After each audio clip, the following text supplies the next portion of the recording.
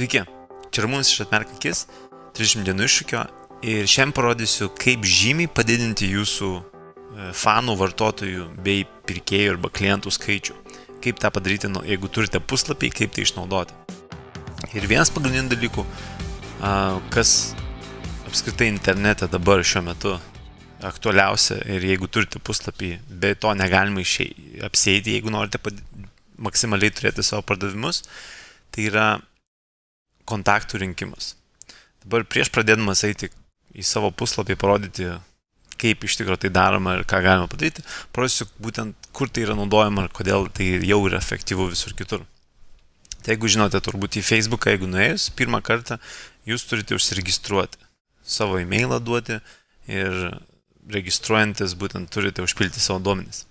Jeigu nuėjate į Gmailą, jūs taip pat turite registruotis, savo turimą esamą e-mailą taip pat įvesti. Taip pat aš pažiūrėjau į kitus puslapius, kur pavyzdžiui yra paskolos, yra prisijungimas, bet taip pat jeigu aš spausiu pasirinkti, man išmeta kredito paraiška, dar nieko man nedarius, jau jie renka mano kontaktus. Puslapis kitas, jeigu aš nueisiu į bobutės paskolą, yra arba prisijungti prie sienos, arba registruotis, prašote kredito pirmą kartą, registruotis. Ir aš dar man nesuteiktas kreditas, jie nori mano kontaktų. Kodėl? Dėl to, kad jie su manim gali kontaktuoti e-mailu, kažkaip kitaip. Ir kas man, jeigu tai yra svarbu, ir jeigu aš iš jų gausiu elektroninį paštą, tikrai nebus spamas, jeigu tikrai jie pataikys į tai, kas man svarbu, tai bus kaip tik labai gera ir tinkama informacija. Ir lygiai taip pat ir čia yra gauti kreditą, taip pat užpildyti reikia formą. Dabar mano puslapyje, jeigu nueitume į 30 dienų iššūkį, lygiai tas pats yra, kad jeigu nori pradėti iššūkį, užsiregistruok žemiau. Dabar taip, daugelis žmonių gal nepatiks, nes registruosiems tas visiškai neįdomu ir taip toliau, bet bent jau aš iš savo puslapio žinau, kad pas mane apie maždaug 20-40% svyruoja, būtent yra užsiregistravimas. Tai reiškia, iš 100 žmonių atėjusių 40 įveda e-mailą, sakykime, 30 ir 40 įveda e-mailą. Tai tie 40 pasako, taip, aš noriu dalyvauti, registruotis ir kas toliau darosi, kad jeigu aš turiu tą žmonių srautą ir tą žmonių skaičių, kurie užsiregistravę, aš galiu jiems siūsti informaciją. Ir, pavyzdžiui, 30 dienų iššūkis yra, kad žmogus užsiregistruoja ir jam kiekvieną dieną yra iššūkis siunčiamas.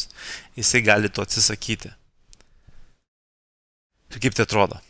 Jeigu pažiūrėsite čia, yra sąrašas tiesiog laiškų, kuriuos aš siunčiau, ir buvo registracija sėkminga, čia labai mažai žmonių, 26 buvo tik tai, bet va čia jau buvo 456 užsiregistravę ir sako, pagaliau pirmadienis, pradedam. Ir čia buvo, aš siunčiau 456 žmonės buvo mano sąraše, jiems siunčiau elektroninį paštą, būtent su pirmos dienos. Ir 247 iš jų atsidarė ir 217 iš jų paspaudė nuorodą. Reiškia, iš karto 217 žmonių į mano puslapį atėjo. Ir mato, čia visi kiti skaičiai panašus yra. Ir ką tai reiškia būtent? Kad aš komunikuoju su jais, netgi jeigu jie pirmą kartą atėjo ir išėjo iš mano puslapio ir jie daugiau manęs nei Facebook'e, nei mano puslapyje neateina, nemato, aš vis dar turiu būdą su jais kontaktuoti, kas jiems svarbu. Ir čia, pavyzdžiui, parodysiu, kad kiekvieną dieną, čia matosi šiandien, vakar, šiandien užsiregistravo 5, vakar 7, 9, 11 ir iš viso per paskutinės 30 dienų užsiregistravo 204 žmonės. Iš jų atsisakė 36, tai gaunasi apie kažkiek tai ten 170, kažkas tokio. 170 žmonių užsiregistravo, kurie gauna elektroninius paštus ir jeigu aš siunčiu jiems informaciją, jie iš manęs gauna ir žino, aišku, ką gaus, ypač su 30 dienų iššūkiu. Ir galiu parodyti netgi savo duomenis pačio lankytojų srauto, kad jeigu per kiek trumpą laiką aš labai greitai galėjau pasiekti didelę žmonių masę, didelę žmonių krūvą, apie, kiek čia atėjo netgi unikalių, 1200 žmonių atėjo 21 dieną, tai yra pirmadienis, kaip buvo, nes turbūt labai daug komentarų buvo ir pasidalinimų. Ir tai tiesiog aš galiu pritraukti labai didelį žmonių srautą, jeigu aš turiu žmonių kontaktų sąrašą, kuriems galiu nusiųsti informaciją, kuriems svarbi.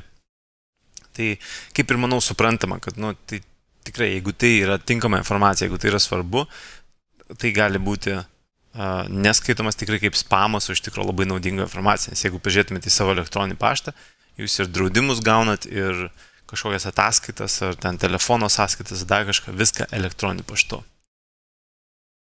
Ir aišku, dar vienas dalykas, ką aš padariau irgi taip pat, kad jeigu žmogus, pavyzdžiui, pasidalina komentarą Facebook'e ir kažkas ateina iš jo draugų, ateina iš šitą iššūkį, taip pat jam išmeta tokį pop-upą, vadinamą, sako, ar gauni dienos iššūkius elektroniniu paštu. Ir aš aišku matau, kada žmonės susiregistruoja.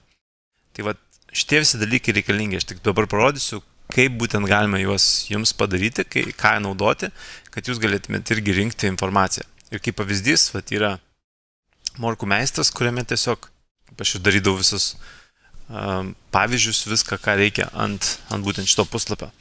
Tai yra, pavyzdžiui, 12 morkų receptų, įvesk vardą elektroninį paštą ir gauk 12 receptų. Ne? Tai jeigu žmogus čia įveda vardą elektroninį paštą, jisai nukreipiamas į puslapį, kuriame tie 12 receptų galima parsisiųsti.